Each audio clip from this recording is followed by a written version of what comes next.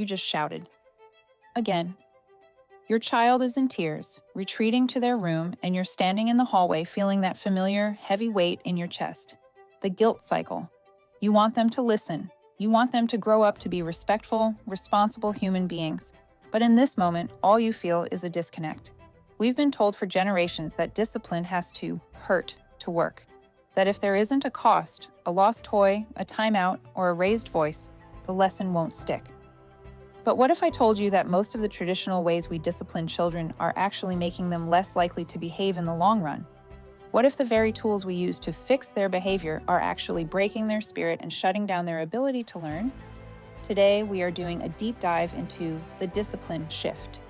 I'm going to show you how to set rock-solid boundaries without using fear or shame.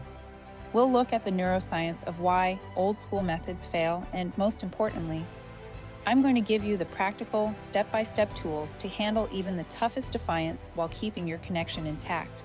Stick around until the end because I'm sharing the one-sentence reset, a secret weapon for those moments when you're both about to explode and you need to stop a power struggle in its tracks.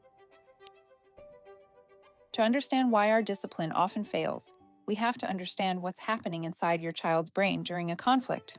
Imagine your child's brain as a house. The downstairs brain is the limbic system. This is the survival center. It's responsible for the fight, flight, or freeze response.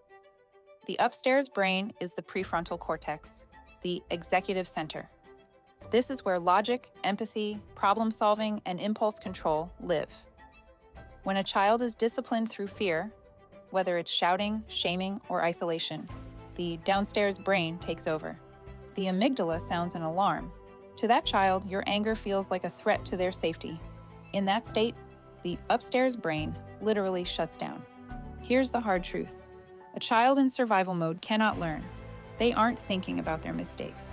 They aren't thinking, I should really be more respectful next time. They are thinking, I am not safe, or I am a bad kid. When we discipline through fear, we aren't teaching them how to make better choices. We are teaching them how to hide, how to lie to avoid getting caught, and how to shut down emotionally. We are breaking the very part of them that we need to reach to see real change. So, how do we reach them?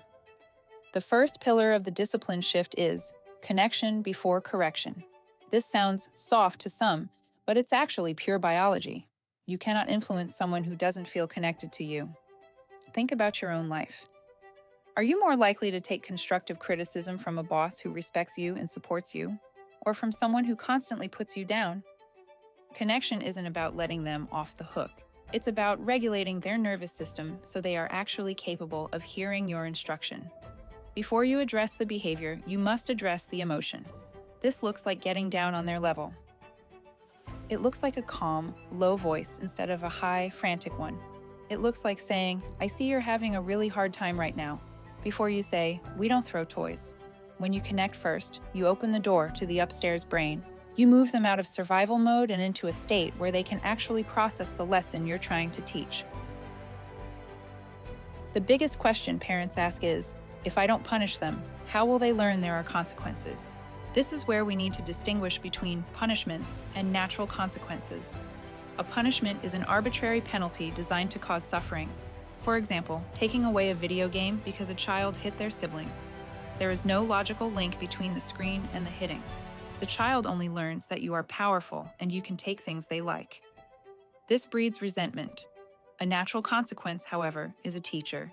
If a child throws a toy and it breaks, the consequence is that the toy is gone. If they refuse to put on a coat, they will feel cold. When a natural consequence isn't available, we use related consequences. If they hit their sibling while playing, the consequence is that they have to stop playing with their sibling for a while because my job is to keep everyone safe. Do you see the difference? Punishments are about making them pay. Consequences are about making them learn. One breaks the spirit, the other builds responsibility. Now let's talk about the how. How do you stay firm without being mean? The secret is the both/and approach. You can both empathize with their feelings and hold a firm boundary. Most parents fall into one of two traps: being too permissive, validating feelings but having no boundaries, or too authoritarian, having boundaries but no empathy. Effective discipline lives in the middle. It sounds like this. I know you're really angry that we have to leave the park. It's hard to stop having fun. And it is time to go. Do you want to walk to the car like a dinosaur? By acknowledging the feeling, you prevent the downstairs brain from taking over. By holding the boundary, you provide the safety and structure they need. You aren't breaking them. You're guiding them through a difficult moment. Before we get to the one-sentence reset, we have to talk about the lecture trap. We've all done it. We spend 10 minutes explaining why their behavior was wrong, while the child is staring at the floor or rolling their eyes. Here's the secret. Children have a very small window for verbal processing during conflict. The more you talk, the less they hear. When emotions are high, keep your words low. Save the lesson for later, when everyone is calm, maybe at bedtime or the next morning. Discipline happens in the moment. Teaching happens in the calm. As promised, here is the tool for those moments where the heat is rising and you feel yourself losing control. This is the one-sentence reset. When you feel a power struggle escalating, stop, take a breath, and say this. We are both very upset right now, so I'm going to take a moment to breathe, and we will try this again in 2 minutes. Why does this work? First, it models self-regulation. You are showing them exactly what to do when they are overwhelmed. Second, it provides an exit ramp for the power struggle. It gives both of you a chance to reset your nervous systems. And third, it removes the audience. Often, children continue a behavior because of the heat of the interaction. When you step away, the fire goes out. Shifting your discipline style isn't about being perfect. It's about being intentional. It's about realizing that your child isn't giving you a hard time. They are having a hard time. When you choose to lead with connection and firm, empathetic boundaries, you aren't just fixing a behavior for today. You are building a relationship that will last a lifetime.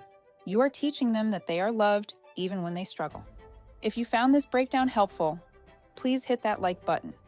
It really helps a small channel like ours reach more parents who might be struggling today. Break the cycle one day at a time. I'll see you in the next breakdown.